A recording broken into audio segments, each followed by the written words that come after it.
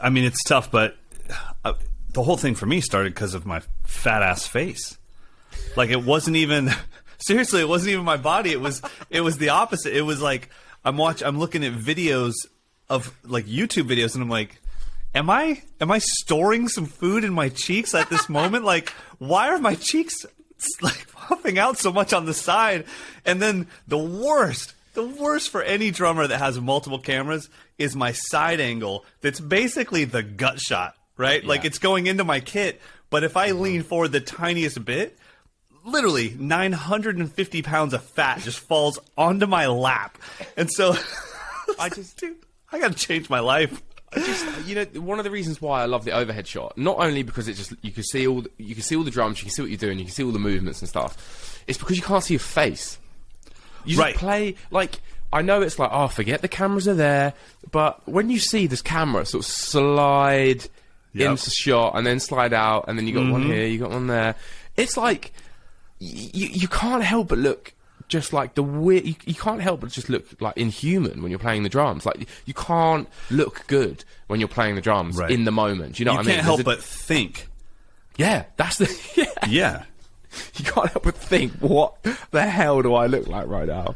I've done it before, mate, where I've shot like an entire video and then I've just gone, that is mental.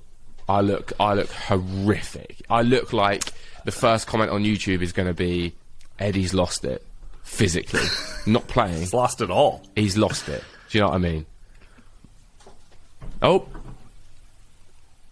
Hang tight. Hang tight. There we go. Coming back. There we go.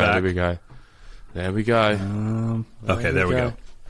I had to switch to 5G. We're streaming to YouTube, so we're going live to YouTube, and so. Oh, we are. Yeah. We are streaming. We are. It's already. Yeah, you can head on over there right now. Oh wow! There we go. Yep. There we go. Woo!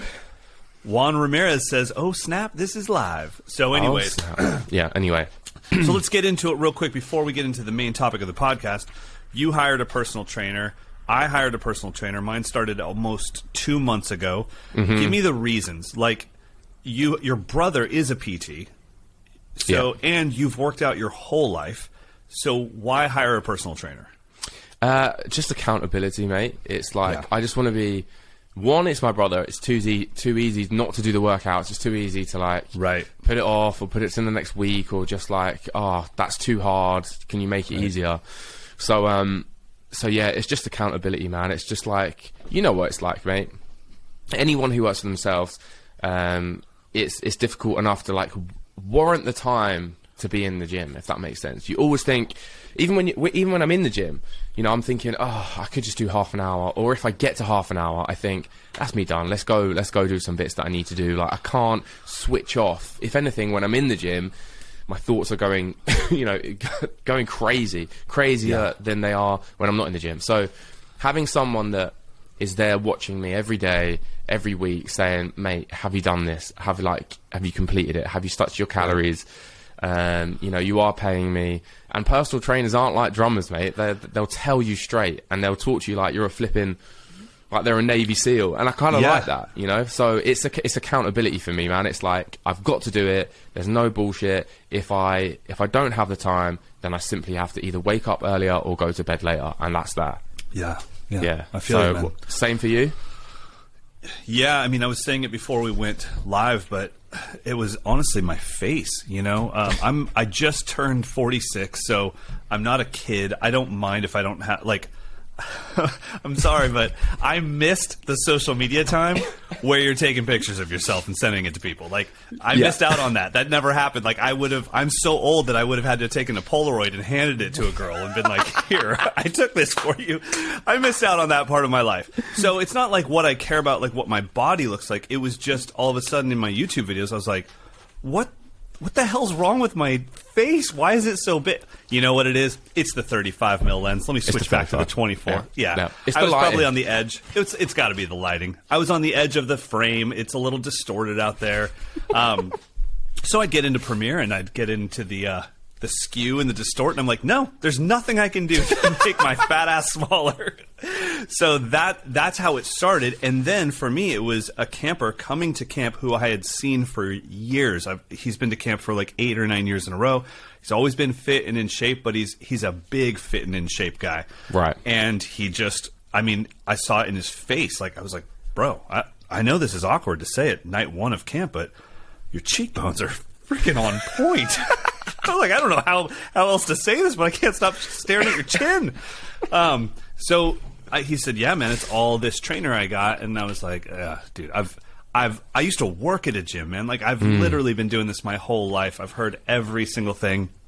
And then he started telling me what his trainer, the guy that I'm working with now, Cody, was doing for him. And I was like, man, that sounds like long-term health, long-term fitness, long-term nutrition. That's what I want. I don't have like prom coming up that I have to get ready for, or like you and I did for so many years of our life.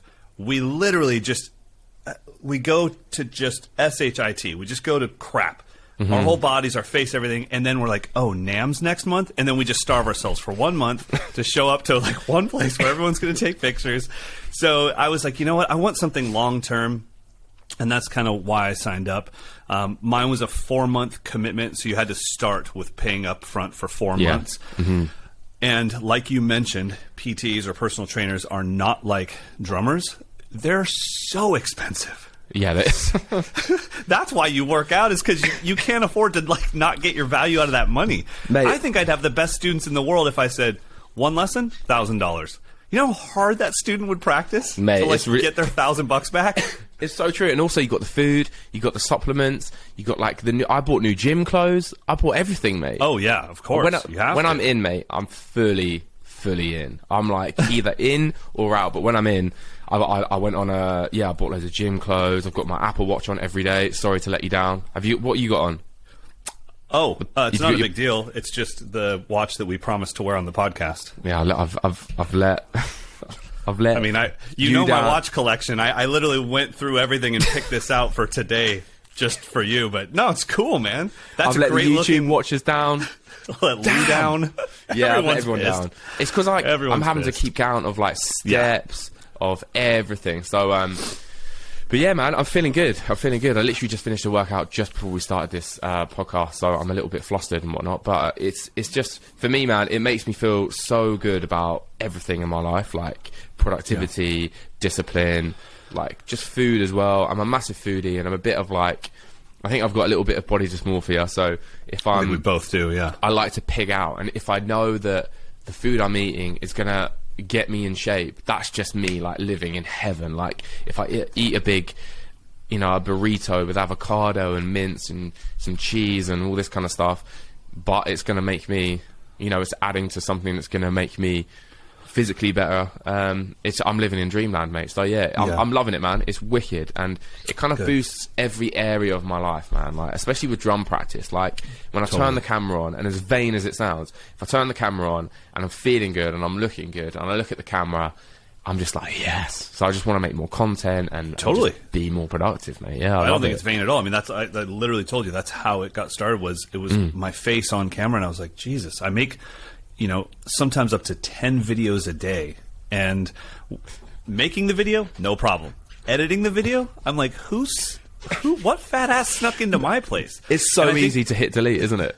It's so easy. I'm like, well, we can't put that out. I mean, but I think we, both can admit that being in good shape it's not relative to the world. It's relative to the shape that you and I have been in our lives. So we're trying, just like with drumming, we're trying to beat ourselves, and we're trying to be better than our former selves. And that's always the goal. And that's, I think, going through this stuff, whether it be physical fitness or drum lessons or whatever, it's all relative. We're trying to grow. We need something to be accountable to, whether that's a personal trainer or a website with a community or just anything, even posting on social media. Being accountable is the driving force behind all of this, because we're all too busy right now. So it's way too easy to slack off. But when you're making minor improvements in your nutrition, minor improvements in your physical fitness, minor improvements in your drumming, you just the chest kind of puffs up a little bit, like, cool, like I'm moving forward in life. Like there's forward momentum, and that, I think that is infectious for yourself. You're always feeling that kind of, like I said, that forward momentum where you go like, okay, well, I'm kind of happy now. So yeah. Speaking of forward momentum and fitness, I got to figure out how to do these workouts, and you got to figure out how to do these workouts while you and I are staying in hotels for our little podcast tour. Yeah, mate, I've already thought about it. I texted Cody this morning. Okay. So are you going to curl your suitcase? What do you? So there's only one night where we need to. Well, no, there's 2 nights that we need to find gyms. But apart from that, me and you can be in here, mate. We can be in my brother's private gym, working out, just me and you. Just 2 bros. Just matching watches, matching... What else could we match? I'll just... you know what? I'll just take all my stuff. I'll move it to one side of the shipping container. You go to the other side. We're going to be just fine. So, yeah, we'll be in my brother's gym for that, for sure. Well, it'll be awesome just to be over there. I'm coming over there for AJ Roussell's drum camp, the Drummers Odyssey camp. 2 drummers that I don't really know very well that I get to play with, Mikey and Derek maybe. I purposely didn't go deep diving on these drummers because you know what happens when you're on something with other players and you're like, all right, let's check out who's on here. And then you see him play and you're like, I'm the worst drummer that's ever lived. I don't want to go. Is it Dexter Hercules? Is it Dexter Hercules? Yeah, Dexter Hercules, yeah. Dexter is yeah, mate. He's a bad man. He's a bad man. But he's taken over from Ash Sohn on The Voice. Oh, okay. So he was like a session guy here in the UK, and yeah, he's amazing, man. He's an open-handed player, plays Zildjian and Tama. Amazing drummer, basically. But yeah, I've seen a few quick clips. He looks incredible. And then the other guys, I know I'm going to butcher his last name because I've never had the chance to meet him. He was at the UK Drum Show with us, but he was in, I think, Dolbear's room, and I just didn't get a chance to see him. But his name's Mikey Sorabello, I think. Oh, okay, cool. Australian cat, but really sick, like Matt Chamberlain-esque groove monster. Got so you. It should be a lot of fun, man. So I'm excited for that. Do that for 2 days, and then 2 or 3 days, and then you and I go do our 2 podcast dates. Then I come back here, and then, oh boy, I got to get ready for PASIC. Yeah, the big boy, mate. I might fly over and just sit front row, mate, and just be like, woohoo! You'd be all by yourself, and I'd appreciate that.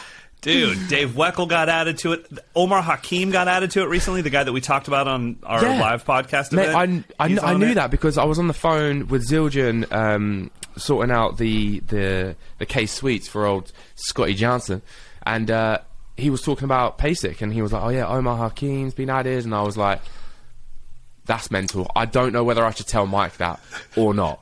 This might spice things up a bit. You know what I mean? We literally just spoke about how good he is on the podcast. It's like a god. Yeah, I mean, I don't think, and this may sound kind of weird, I don't think I'm going to be able to attend any of the clinics until after I play.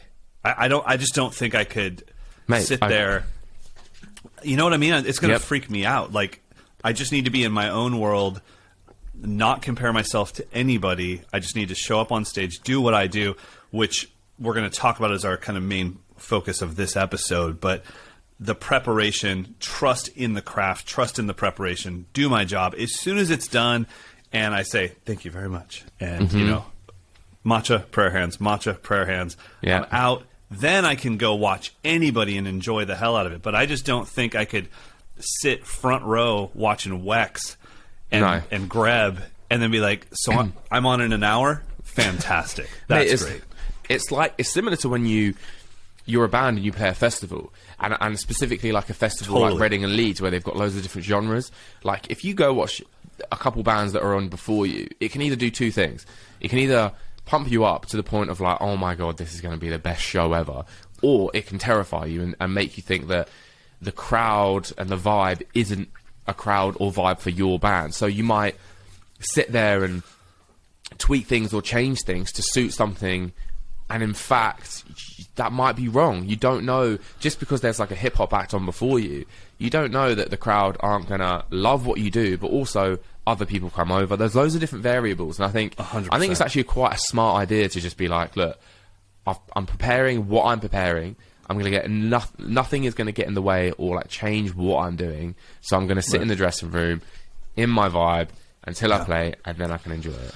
I think that's the game. I want to use the time. Honestly, the one thing I always miss out on at NAMM, UK Drum Show, any of these events is there's a big group of Drum with Mike and Eddy listeners and a big group of Mike's Lessons students there.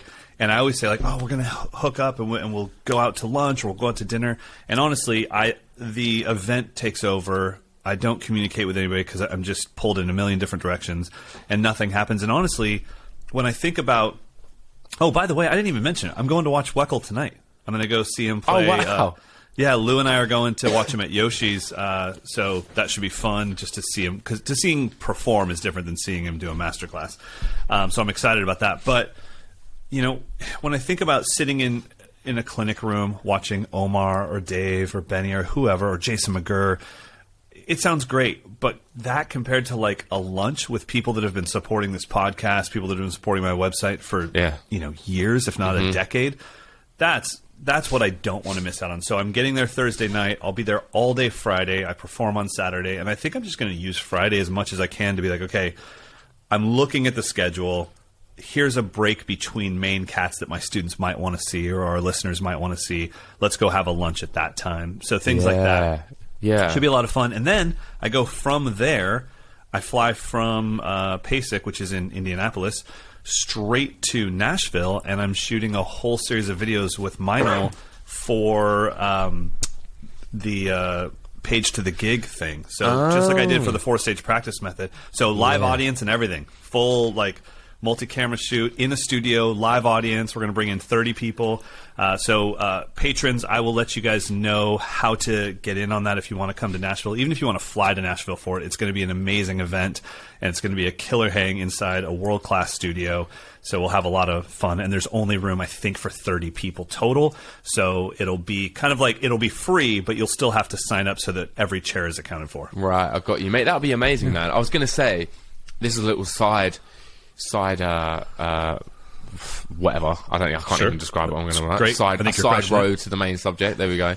But how do you feel? Because you work with yourself, by yourself, every single day with cameras, audio, takes, good takes, bad takes, right? How do you feel when it comes down to working in a studio and you've got a producer, an engineer, a director, all these different cameras? Like, is it a nice change, or is it like, I just wish I could do this myself? Yeah. Yeah, so that's why I have to have an audience there. If an audience is there, it makes it different than what I do day to day. And basically, I'm performing for the audience, and people are filming it. But I'm never going to make eye contact with the. I can't even stop doing it now. Here, I'm looking I almost f-bombed it. But I'm not making eye contact with the camera. I'm performing to this group of 30 people, and then someone else is in charge of capturing that moment. Mm-hmm. That takes it out of my hands. If we were to go into that same studio, no crowd, and they're like, all right, we're going to get this shot, I'd be like, honestly, bro, you're on a 50. You're not even going to get half of that shot. Switch out to a 24. I love it. 20, and I'm like, oh my God, are you at 1.4? How? What is half my snare in focus? Mm-hmm. Get to 4.0. You need to go to 4.0. Let's open up that thing. And I can't stop it. So, or when I get there, I turn into a bit of a gear snob. And I'm like, so you have the Panasonic GH4. Oh, that came out in 2018. Like, I'm like, is it shooting in 1080? And so, and obviously I don't say any of that, but it's in my head and it's starting to mess with me. Yeah. So, that's why we're doing it with the live audience. Because once it's live audience, it's just like the UK drum show. I mean, you and I were being filmed with, like, I got on the kit and I was like, is this a car commercial? Why are there so many GoPros on this kit? Like, there's like 9 GoPros on the kit. Some guy comes over, he's all, like the beeps, and I was like, dude. It was so intense, mate. It felt like it was really like an extreme sports event or something. I was like, totally. Okay, this is not needed whatsoever, but I like what you're going for, so fair play. Yeah, it was a lot of fun. So having a live audience there in Nashville takes it out of my hands, and the big difference is it's Meinl's crew that I've worked with so many times, and they know what they're doing. So in all honesty, taking my ego out of it, if I did it by myself, it would be worse than them doing it. They're better at it than I am. They do it for a living. Let them do it. Yeah. So I'm excited about that. Now, I know we can't talk details. Okay. How far are we away from being able to talk about the things we can't talk about for you? I reckon a week. Yeah, I reckon a week, mate. Do you think we'll be able to break it live? I reckon so. Yeah. Sorry, mate. Did you just start watching us live on YouTube? I did. Yeah, I did. I knew it. I couldn't help it, mate. I was hoping that you wouldn't notice. Sorry, it was you going. The delay. But yeah, mate. Oh my God, we used to do this podcast, and I used to be in Travis's bedroom. Yeah. How far things have come, mate. It is. Oof. It is amazing to see progress in the world, isn't it? SM7Bs both pointed the exact same direction. Mate, so good. But yeah, sorry, mate. To answer your question, I reckon about a week. Cool. I reckon about a week, and then we can start talking about something that's really exciting in my world. And yeah, it's been going on for a long time, but yeah man. So a week, and then I'm excited. Yeah, but mate, what we're talking about today when it comes to planning something and preparing a masterclass, it's kind of what I went through recently with this thing that I can't talk about. You know, you're going into something with a plan A, and it's very, very easy to like not do that plan or just back out of that plan.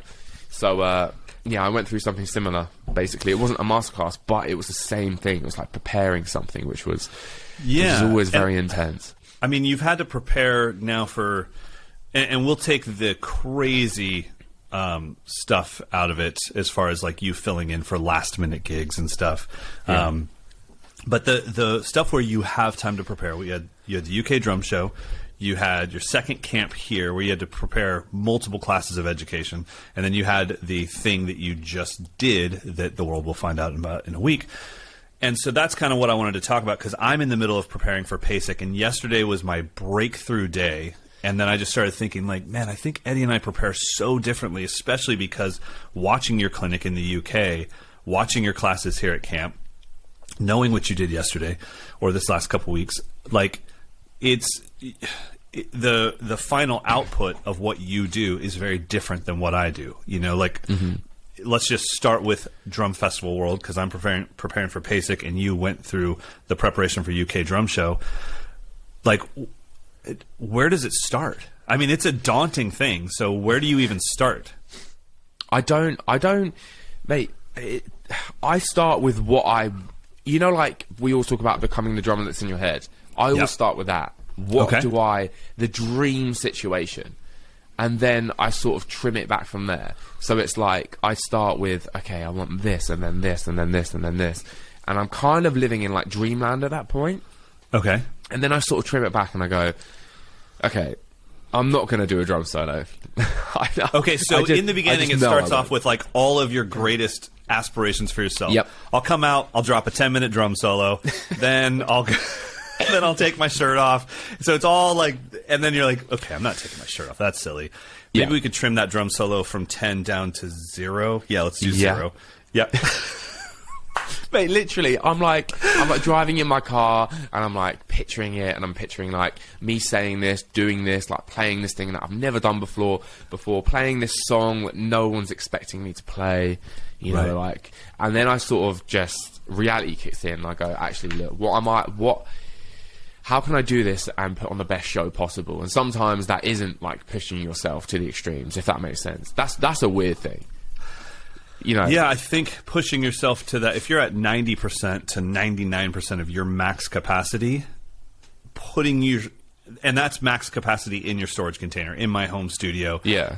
Like, okay, so you're going to throw in a ton of stress, little sleep, foreign drum set. You know, everyone that I've seen on YouTube that sees our videos from that, they're like, how dare they put them on those rickety risers? I'm like, dog, that was highly stable compared to most of the things I've played on. That was fine. But the reality is you are playing drums on a waterbed. So it's like, hey. So to be at 98% of your max capacity, then put in all those situations, like, well, you're destined for failure. Yeah. You know, so I'm the same as you. I pull back to that kind of like 70% of my max capacity so that I have 30% headroom for things to go wrong, for me to make fun of something, for me to feel relaxed and never just be fully like crossing my fingers. I hope this works. Yeah. And I think it's weird. I was thinking about it lately.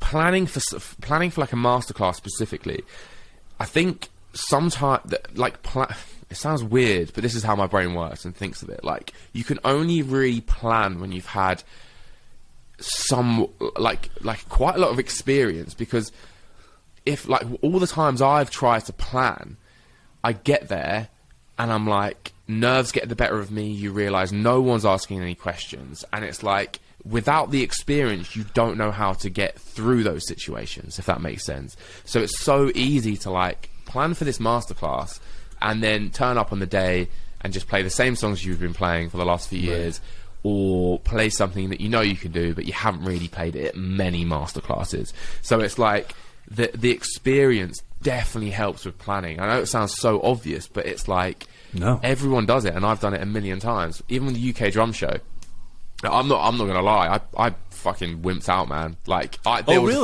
was a few things I wanted to do, and I just I didn't do them. And I played a few tracks that I've played a million times before, and I just thought, even though I loved it, and there was a few new tracks I played, the old tracks should have been replaced with newer tracks, if that makes sense. And it was just the experience. I didn't know how to deal with, okay, I've never played these fills or this tempo in a drum clinic before. I don't know how I'm going to feel. Oh, I feel horrible. All right, I'll play the same stuff I've played before. It's weird. So I think experience comes down to it a lot. You know what's so funny, though, is, of course, there's going to be some LTA fans in the crowd. But for the most part, these are drummers that maybe came to see someone else on the festival, right? So exactly. You've got a bunch of people waiting for Carter McLean to come on, but they're going to sit through one of our clinics, whatever it is. The thing is, it's like, there are no old tracks or new tracks. They're all brand new to these people. So they don't know that we're technically copping out by like, but I saw him play that in 2018 at the, at the Tam Tam Drum Festival in Spain. So it's really, when you pull back a little bit, and by the way, to the listeners, this isn't about us doing drum clinics or drum festivals. This is about you presenting yourself at any time. The preparation is the same, whether I'm doing a speech for Adobe in Amsterdam or I'm doing a drum festival. The prep is the same. I want the same thing to happen. And the most important thing with any public speaking, any public performance, is that the performer or the speaker is relaxed. So if you keep adding things on top of it that stress you out, the crowd just starts to be like, oh, this is really difficult to watch. That's his 9th sip of water in under a minute. Like, what's going on in that dude's mouth? And the lid is on. What's he doing? No wonder why he's so thirsty. He hasn't even bothered to unscrew the lid. Getting a lot out of that. That's honestly like one thing that I'm always thinking about is, how can I relax the crowd, not about themselves, but like, hey guys, don't worry about it. Like, I've got this. We're going to be fine. The next 45 minutes is smooth sailing. If they can see that I'm constantly looking at my laptop, like, I don't know when the song ends. Looks like we're running out of WAV files. They feel tense because they're like, I don't think he knows when the song ends. You know. So what was your first experience like at a masterclass? Like, did you plan for that, or did you just go up and play tunes and then come back to the drawing board? Man, I guess my first real one must have been Minofest 2012. So I had done clinics, but all the clinics I had done, I personally scheduled them at like local drum shops. Like, no one asked me to do it. I was like, can I come in and do this? You can charge at the door and keep the money. I just need the picture so that I can put it on MySpace and people think I'm a clinician. So yeah, in the beginning it was a train wreck, and then my first festival was Minor Drum Festival, and it went good. Honestly, it went as good as it could because I grew up obsessing over the Modern Drummer Festival. So I had seen these 45-minute presentations from start to finish a million times, and by 2012 we did have TED Talks. So I had seen like the best of the best do their speeches, and I've always been obsessed with public speaking and stand-up comedy and all of those things that kind of gave me just like a head start to know what it's like to be on stage instead of being the drummer behind the band. We have a safety net when we're in a band. Like, everyone's out front, we're in the back, we can kind of see everything, and even if we flub, it's sweet. We're back. No big deal, just a whoosh. Yeah, all right. I guess that's not the end. Not here either, and we're back. So the first one was good. I think the problem was the first one gave me confidence that, like, God, I didn't even really have to try. And then, there were some train wrecks. Was there? Oh yeah, for sure. Man, I had one in Spain that you can, I think it might be the Tam Tam Drum Festival, but you can find it on YouTube. And it was my first time where I had had translators before in clinics and master classes, but I'd never had a translator that said, never stop talking. I'll translate while you speak. Oh, wow. And so I was in the monitors. He was in the front of house. And I could just hear him in front of house. Nosotros tenemos ganas, while I'm speaking. And I'm like... That's weird. I was like, can we just maybe do a little back and forth? That's weird. I don't... Yeah, am I speaking too fast? Like, I don't... And so that was... Like, you could just tell by watching the video, I'm doing my best, but I'm pretty uncomfortable. Yeah.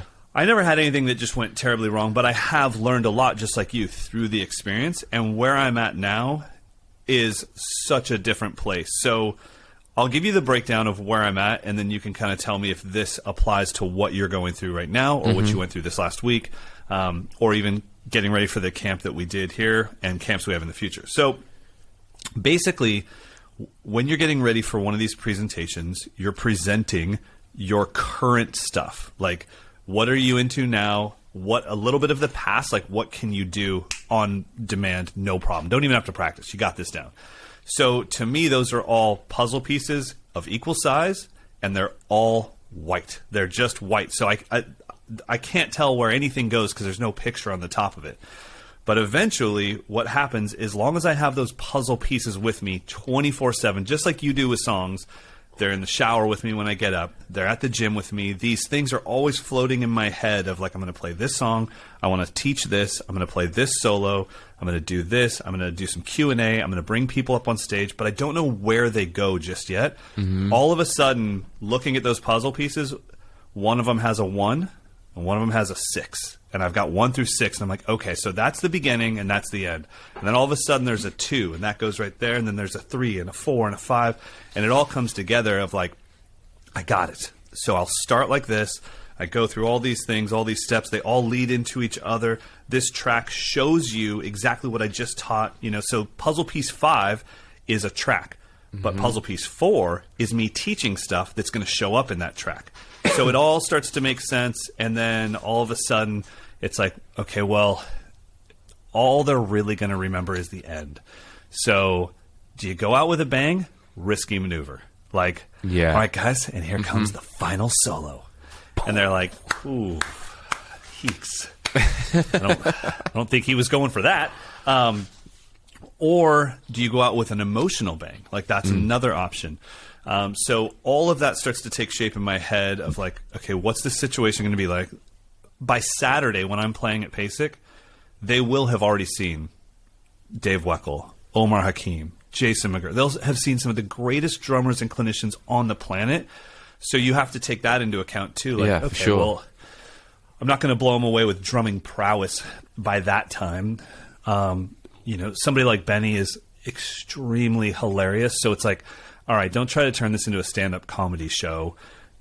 It's not going to go well for you. If you're naturally funny in the moment and it's headed there, feel free to go with it, but don't predetermine that it's going to be a funny day. Yeah. That's another thing, too, is I see so many people... This is one thing that you and I think, share in common, because I watched you do it in the education room at the UK Drum Show and on the main stage. Never, ever, ever blame the crowd for what's going wrong with you. Yeah. If you say a joke and no one laughs, it's not the crowd's fault. I guarantee you're not funny. That's the problem. It's not the crowd. And I do see that happen a lot where the person on stage is like, what's going on in here? Everybody tired? It's like, yeah, it's 9 a.m. That's the worst. We are tired, so I never blame the crowd. If I say something that I think's funny and no one laughs, I am prepared to not even take a breath for the laughter, and I move on. And I just make that mental note, like, okay, this is either a deep thinking crowd or, yeah, it's 9 a.m. They are tired. So keep moving. It's not their fault. Keep going, keep going. Don't blame. Also, don't call out the situation. We know you're jet lagged, bro. We get it. You're in Thailand. You got here yesterday. You don't have to tell us. Because now you're making us feel guilty as a crowd that you're jet lagged. So those are kind of the things that are always going through my mind. Sorry that was 46 minutes of me babbling. Well, mate, you are the one that's doing PASIC, and PASIC's arguably like the biggest... Well, it's got to be the biggest like drum Is it? It's not. What is it? Is I it mean, a drum show? They or a do music call it show? a drum fest. So like PASIC is Percussive Arts International, PAS, Percussive Arts Society International Conference. Right. So PAS is the Percussive Arts Society. PASIC is the Percussive Arts Society International Conference. Right. But then part of PASIC is Drum Fest, which is all of the drum set clinicians that are playing. Wow. So It's it very is posh, isn't it? It's very like. Ooh. You know what I mean? I don't know what that I meant by ooh, but like it's very wine and cheese. It's like Nam is very beer and hot dogs. Do you know what I mean?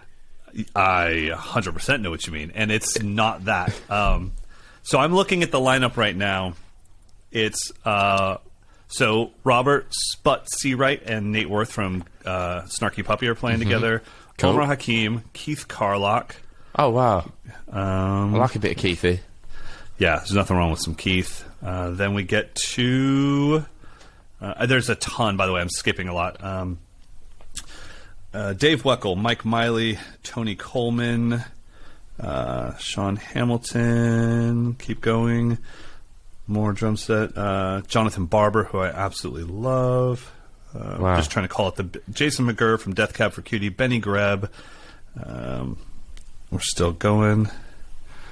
And It's cool though. Like you've kind of got, you've got the Death Cab stuff, which will be music. We're playing for the music. You've got Benny, like you said, who's like the humour.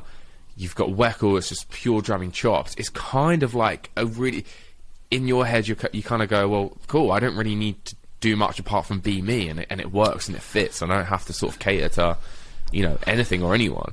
Yeah, it's funny. I think there's almost more pressure on a clinic when you're the only drummer and you have to be everything. You have to show off, and you have to be funny, and you have to be serious, and you have to play for the groove.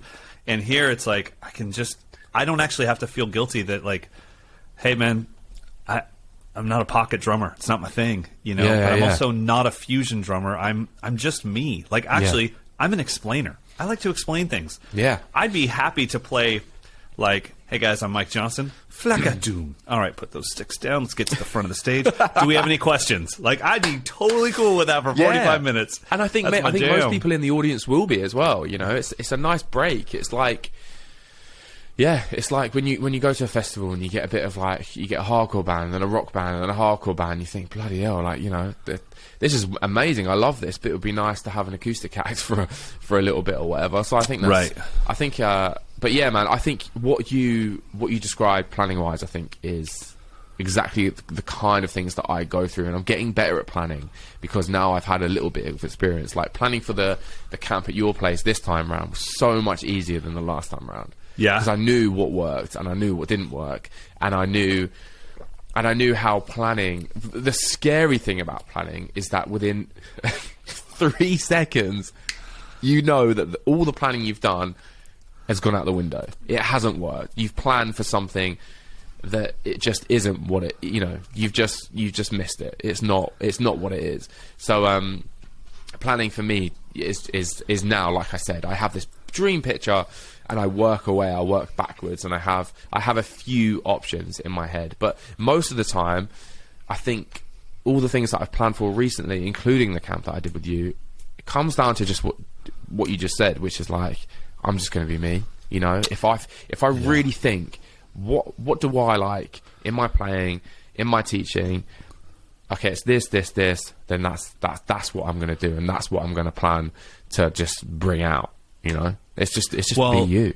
Knowing what I know about what you just did, you had a bunch of things in your head about what you were going to do, and then on the day of doing the thing, all of a sudden you stripped it down to like, why don't I just do what I do? And it's like, like, why don't you, sound the way you sound, do what you do, because it's like, that's all we have. Like, everyone is good at the drums. Mm-hmm. Every, at least according to Instagram, everyone is really good. Yeah, really. So it's like, okay, so that's not going to separate me. No matter how good I get, that's never going to separate me. The only thing I have is me. That's it, Mm-hmm. Like, I see blue sparkle kits all the time. I see, hell, my symbol has my name on it, but I only have one of them. I see lots of them around, so it's like I don't even have my own symbols. So the only thing that's going to separate us is us, our sound, our take on things, what we like about this instrument, what we like about ourselves. We talked in the last podcast about, would I trade my skills for Dave's if we can agree on the fact that Dave Weckl is leaps and bounds beyond where I am skill-wise and where I want to be. He is my future. If I keep practicing, one day I'll be that good, maybe. So it's like, but then why wouldn't I trade my skills for his? Like, I'd be so much better. And it's like, because I wouldn't be me. So exactly. I can't go back on choosing that and then be like, okay, but tomorrow I should probably try to be Dave. It's like, dude, just be you. It's all you can be. And by the way, people are allowed to not like it. I've seen tons of clinics where I was like, yeah, it's just not my thing. Yeah, same. The person was great, but the one thing I did do is I respected, like, yeah, that's their thing. And they fully commit. I think commitment to oneself is definitely one of those things that I really value when I see someone, whether it's public speaking or performing. There's a new artist that I'm going to send you later today that I've never binged somebody's Instagram as much as I binged this dude's Instagram last night. It was a little, and then Amber got in on it, and she was binging it more than I was, and it was like, Jesus, what the hell's going on? So let's see, Jake Wesley Rogers. Okay, he is the new young David Bowie / Elton John, without a doubt. Full just pizzazz, panache, sass. Plus, he's really good. And all I kept thinking was, it doesn't even matter whether this is my thing or not. I just love how committed he is to who he is. Yeah, mate. That's why I love stand-ups. You know, I went to watch Ricky Gervais a couple of weeks ago. Mate, that's right. It was amazing, mate, because it was one of those shows where he's testing out new jokes, and they're my favourite shows because, like, no one knows how it's going to go down, and Ricky being Ricky, like, there was a lot of offensive stuff in there, and like, he doesn't know what's too much or too little. Do you know what I mean? Right. So he just does it, and he sees what's happened. He just waits to see what happens. But that's why I love, like, you know, people who do stand up, because you've got to go up there, especially on a comedy like festival, right? Or a comedy show where you get 15 minutes per comic and there's 10 comics. Do you imagine how hard it must be to stand at the side of the stage and watch someone kill it? And they're completely different in humour than you are. They're like very straight, general public, like no offensive stuff in there, and they're killing it, and they've got the place laughing. And you're going on next, and your whole thing is like, I'm the offensive, dry, sarcastic guy. What do you do in that moment? You've got to go up there and just go, I am me. Even though I think or I know I'm going to completely bomb, I've just got to do it anyway. 100%, man. And I mean, that's mental. I don't know if you've ever seen Ricky like host our award shows. Oh, mate, I've watched it a million times. It is so good. That's honestly, even after like he's offended everyone in the room, including the people that brought him into the room, that's why he gets asked back, because it's like, dude, you're just committed. You are unapologetically who you are. And I think that's when you're presenting, doesn't matter whether it's a speech or a performance, when you're presenting, being yourself actually relaxes you, because it's like, look, you don't all have to like this. That's okay. Mm-hmm. You know, there's going to be people that go to PASIC or UK Drum Show or whatever that are those ultra drum, like, they just want fireworks. And they really do wish it went Thomas Lang, Virgil Donati, Marco Miniman. Wait, Thomas is back again? Oh, my God. Wait, now Thomas and Virgil are on stage together? That's what they want. And it's like, dude, I get it. You're not going to enjoy my clinic, but that's okay. My biggest hope is that 10 people really dig it. And they're like, man, you were kind of speaking to me the whole time. Thank you. You know, and you talked a lot in your clinic at the UK Drum Show about, like, guys, like, I'm nervous all the time. I'm nervous up here right now. I'm hoping that someone in the crowd was like, thanks, man, because I'm going through some stuff, and I just felt so awkward for being nervous in a situation. Maybe they're playing sports, and they're like, none of my friends are nervous to play soccer, but I'm actually scared to get on the pitch every time I do it. And it's like, it's okay. Mate, it's normal, man. I think that's, you know, thinking out loud, when it comes to preparation for like masterclasses and clinics, right? The one thing that I always try to prepare in my head, I don't know how it's going to come out. I don't know how I'm going to get people to sort of, you know, be like, oh, okay, cool, that's what I feel. But it's relatability. I think that's something I always try to inject into anything I'm doing. It's like, mate, I don't know why or how I'm up here. Do you know what I mean? And if anything, you know, like, you know, but I'm here, so that's something. Do you know what I mean? And if that makes you feel like, well, if he feels that way and I feel that way, then maybe I could do that, or I could be up there one day. And that's something that I so as well as preparing like actual like things that I'm going to talk about or play, I try to always prepare like a feeling, like an emotion. Do you know what I mean? And 9 times out of 10 it's relatability. So I think that's you and I share that one quality, which is we were not asked to do this event, whatever the event is. We weren't asked to do it to blow people's minds. We were asked to do it to put their minds at ease. And we have to remember that when we go into these situations, that it's like, man, we're all in this together. And, you know, I mean, honestly, you're playing songs from your band or bands that you used to be in, and it's like you're just jamming in front of us. And that's kind of, I think, what people like the most. I've been in the crowd for the greatest drummers in the world doing their thing, and it is truly impressive, and you really just think, wow, man, that's amazing. But I do feel sometimes like you play a different instrument than I do. I don't play that thing that you were just, I don't even know where to start with what you're doing. Like, we do different things. And so it's like when I see somebody just play a song or just honestly just have fun, because when you're watching the greatest drummers on the planet do their thing, they are maxed out. So it doesn't look that fun to be like shit-a-doom, shit-a-doom, shit-a-doom, shit-a-doom, K. It's so I'm like, true. you look stressed, bro. But when I'm watching Steve Ferroni play, you know, a Tom Petty tune, he's going, cats, and he's smiling and he's looking around, and his hi-hat stand just fell over, and he goes to the ride and he's like, it's cool, man, don't even worry about it. Then it's like, yeah, okay, we can relate to this. We've all had this happen. For sure, man. I think like I would much rather see someone do what they love with a smile on their face over you know, a complex, difficult, fast, showy off thing that is meant to impress you. Do you know what I mean? Like, okay, just, so just play and have fun. That's a perfect example of what I was talking about, as far as if you were in the crowd during Thomas Lang has to realize, or whoever, I always use his name. It's unfair to him, but he's a very good uber drummer. He's okay with the fact that, like, look, not everyone's going to dig this because somebody is wishing that I would just play a basic beat. Yeah, that's cool. I should have swapped that camera battery. But you're going to have to go to the laptop camera. No, I'm not doing it. I shan't do it. All right. Well, we got to get out of here anyways. We got to wrap this thing. We're at 48 minutes. We could go a little longer. We can go a little longer, mate. I mean, mate, if you want to go grab a battery, we can do it. Hang tight. We can do it. We can talk to the people. What's up, people? Let me go on YouTube and see who's watching this live, because this will be interesting / very depressing if there's only one of you or none of you. That could be even worse. But let's go on. But yeah, basically, we're going to try to do... Oh, that was quick. That was very quick, mate. Bloody Speedy Gonzales over here.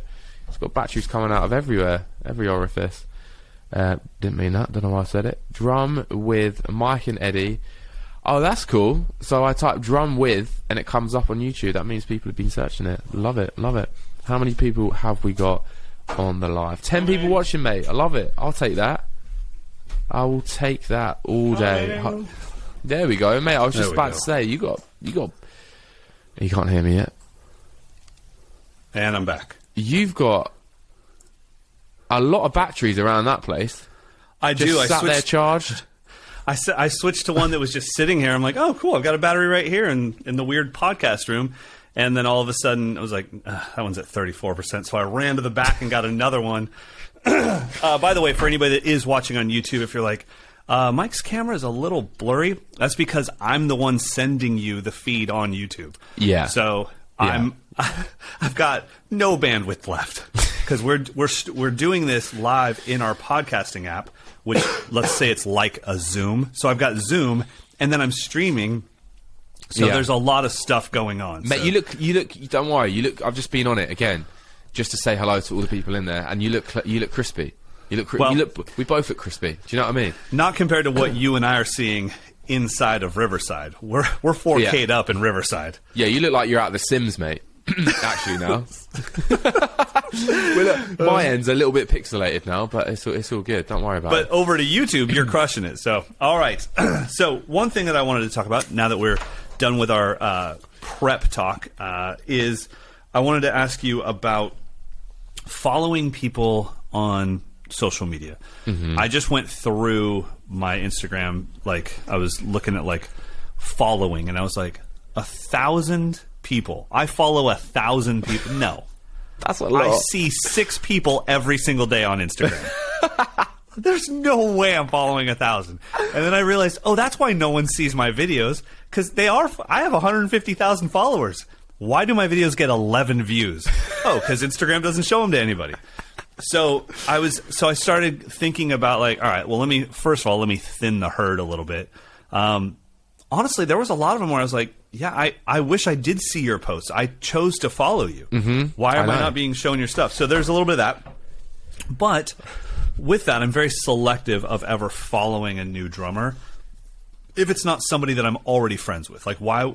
I have enough drums in my life to follow another person, especially if it's not a friend. So I was curious, like, what is your criteria? What are you looking for when you're going through the Explore page and you see a million drummers? What makes you go like, I actually wouldn't mind seeing more of that person? Pure originality. There's two things: originality and like aesthetic.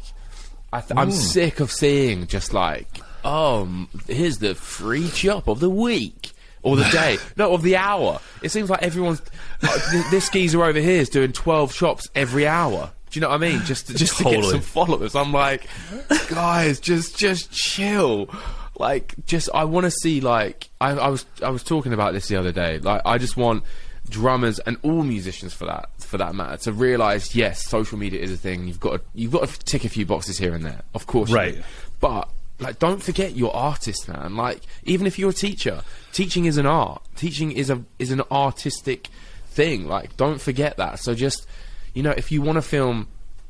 I was joking around with my mate Ollie, that videographer that I sent you, who's amazing, and I was like, I'm honestly going to turn my main camera into a VHS camera just to piss off the algorithm. I don't care. I don't like the algorithm's going to hate it because it's going to be so blurry and out of focus, but I just don't care. But I just want people to to remember that it's just like, it's an art. It's an art form. Playing the drums, teaching, making content. It's an art form, and be original. And I'm sick of seeing people rip off. Mike. Mike's the most ripped off drummer on Instagram. It's a joke. So like, just chill with that. And then second of all, just be artistic with it, mate. There was a guy who I did a Zoom lesson with. I forgot his name. So sorry, mate. But he came to an advanced camp of yours. Okay. And he was really, really cool. And I liked a post of his the other day. Corey Dobson. Oh, Corey's great, yeah. He's a legit... Yeah, like full vibe. And he had a video on his Instagram where, like, I thought it was really, really cool. He had, like, the iPhone in focus in the front of his kit, playing, and it was showing what song the was playing on Spotify, and he was in the background, blurry, playing the song. Oh, yeah. And I thought that was just so cool, and so that's the kind of stuff. And I followed him because of it, I think. So that's the kind of stuff that I like. I'm just like, give me original content, and be like, just have a thing, have a vibe, have an aesthetic. The originality is so much more important than the quality of what you're doing. If you have the same exact shot, same exact look as everyone else, it doesn't matter whether you have a red camera with a cinema lens, but if you do something original with just your phone or a GoPro, it's more than enough. Some of my most viewed videos ever on Instagram have been my phone sitting on my snare drum facing me, like, and with the front camera on that sucks. And it was just a new view that no one had ever seen of me playing my drum set. And by the way, the audio from the iPhone sitting on the snare drum, because the iPhone's amazing at compression.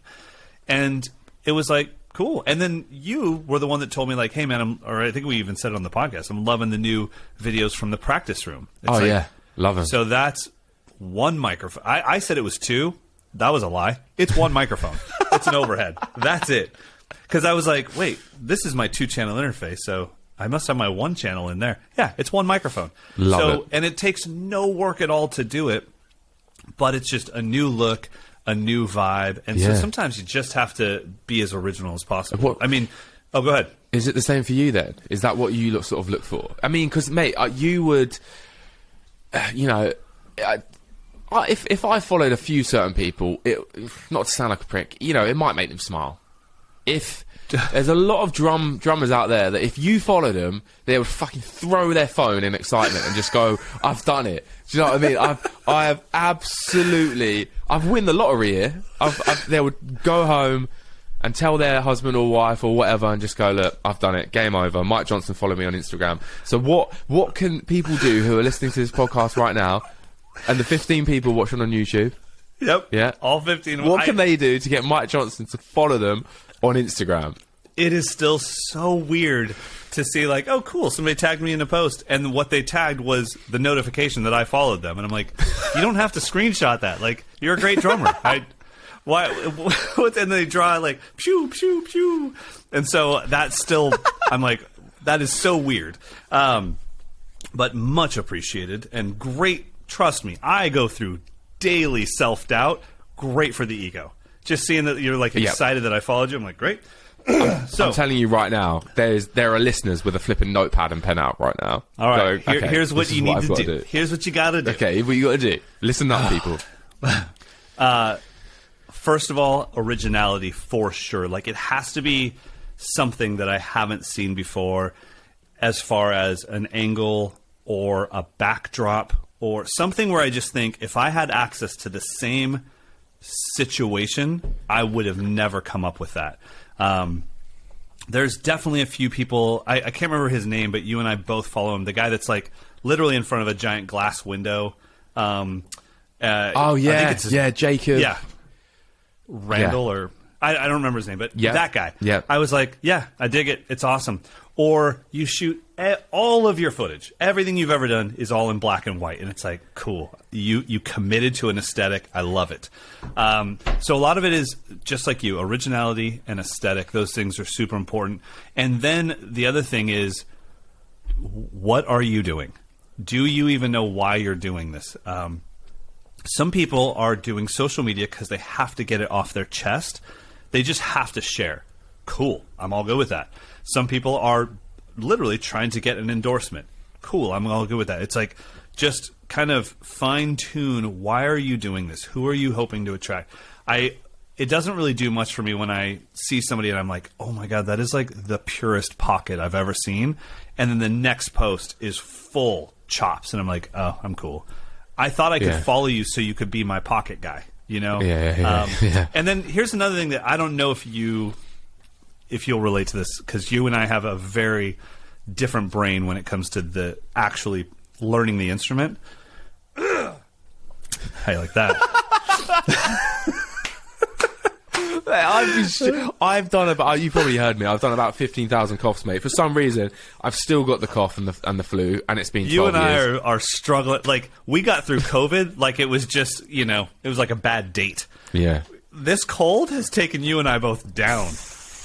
Okay, so, like, when I see somebody that's young-ish, so let's say somewhere between 16 and 20, for some weird reason, if they're doing the same stuff as Weckl, I feel like I relate to it more. Like, well, hell, if he can do it, I can do it.